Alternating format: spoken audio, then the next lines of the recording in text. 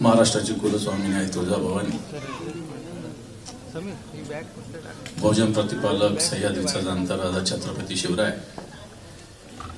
हिंदू हृदय सम्राट शिवसेना प्रमुख श्रीमान बाळासाहेब ठाकरे यांना मानवंदना। आज आपण माजी केंद्रीय मंत्री, शिवसेनेचे नेते, ज्येष्ठ नेते माननीय अनंतजी गीते साहेब यांचा अमृत महोत्सव साजरा करीत आहोत।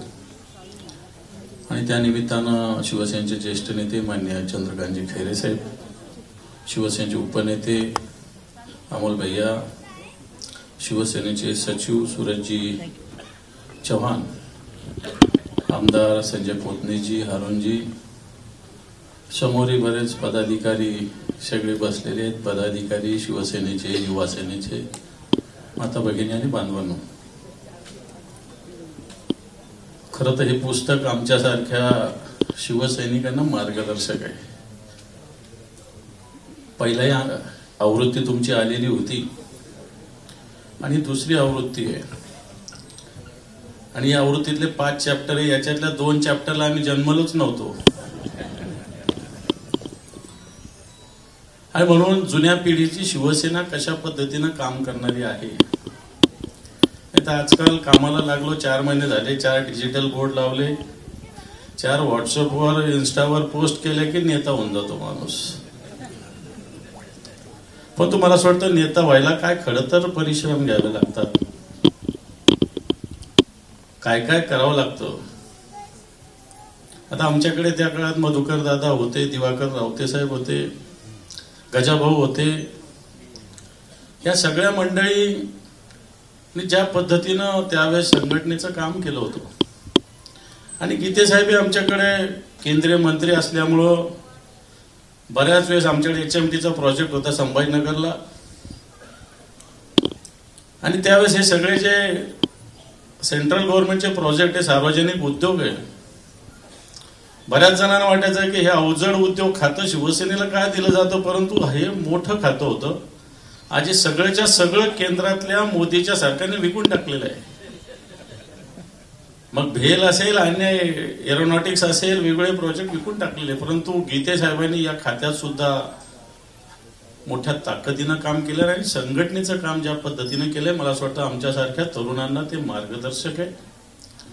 आणि ज्या पद्धतीनं संघटनेत मागच्या 2-3 फूट पडली आणि कित्येक लोक नुसते विकले गेले, कोटीवर, 2 कोटीवर, 3 कोटीवर, 10-10, 20-20 लाखावर सुद्धा विकले गेले।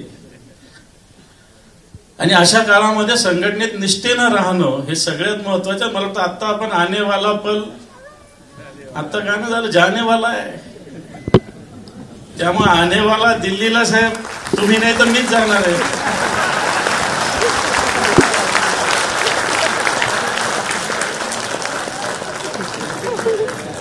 बरोबर आहे, पण आने वाला पल तर जाने वाला आहे। आणि मग संघटनेचं काम करत असताना मला असं वाटतं हे गाणं नुसतं मनोरंजन नाही, त्याच्यातला अर्थ शिवसैनिकांनी घेतला पाहिजे।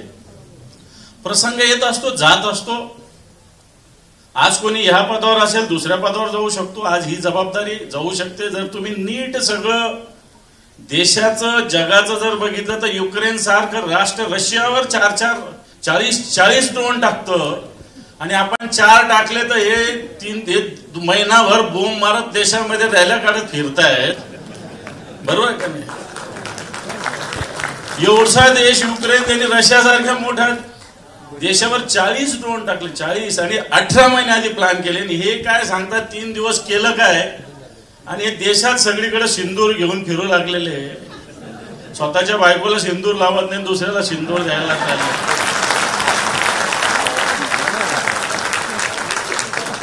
अब शिवसैनिकांनी आने वाला पल हे जाने वाला आहे।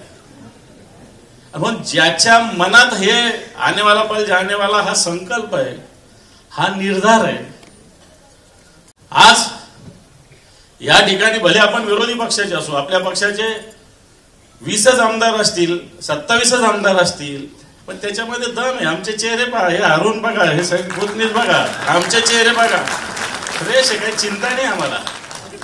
कारण आमच्याकडे काही आहेच येतं नाही तर काही जाणार काय आमच्याकडे, का हो संजय, बरोबर. आणि म्हणून मला असं वाटतं या कार्यक्रमातून एक प्रेरणा संघटनेच्या शिवसैनिकांनी घेण्याची आवश्यकता आहे की उद्याचा दिवस आपला आहे, लक्षात ठेवा. आणि हा आपला दिवस येणार आहे की माझ्या तुमच्यामुळे, तरुण कार्यकर्त्यामुळे, यांनी जे पायाचे दगड लावलेले या ज्येष्ठ लोकांनी शिवसेनेचे, याच्यामुळे आपल्याला कळसावर जायला भेटतं, हे सुद्धा आपण सगळ्यांनी लक्षात ठेवलं पाहिजे. आणि मला असं वाटतं हे जो लक्षात ठेवेल शिवसैनिक, निश्चित येणाऱ्या काळात आपला काळ आहे, लक्षात ठेवा. कधी विचार केला होता आपण संघटनेचं काम करताना की आपल्याला मोठ्या मोठ्या खुर्चीवर बसायचं आहे? तुम्ही तरी विचार केला होता साहेब तुम्ही केंद्रीय मंत्री होणार आहे? मी तरी विचार केला होता की आम्ही विरोधी पक्षात, आम्ही एक हिंदुत्वासाठी वेगळं होऊन काम करणारे शिवसैनिक होतो, बाकीचं काय होतं आपल्या मनात. म्हणून मला असं वाटतं हा संकल्प गीते साहेबांच्या वाढदिवसाच्या निमित्तानं आपण करायला पाहिजे की आज या पिढीनं खऱ्या अर्थानं पाया रचलेला आहे. तरुण पिढीला येणाऱ्या काळात कळस गाठायचा आहे, तो उद्धवजी ठाकरे साहेबांच्या नेतृत्वाखाली आपण गाठू, हाच संकल्प आजच्या दिवशी घ्यावा अशी विनंतीने आवाहन करतो. गीते साहेबांना नुसतं 75 नव्हे तर 100ला सुद्धा आम्ही येऊ, अशा प्रकारचा संकल्प आपण सगळे मिळून करूया. त्यांच्या कार्याला शुभेच्छा. धन्यवाद. जय हिंद, जय महाराष्ट्र.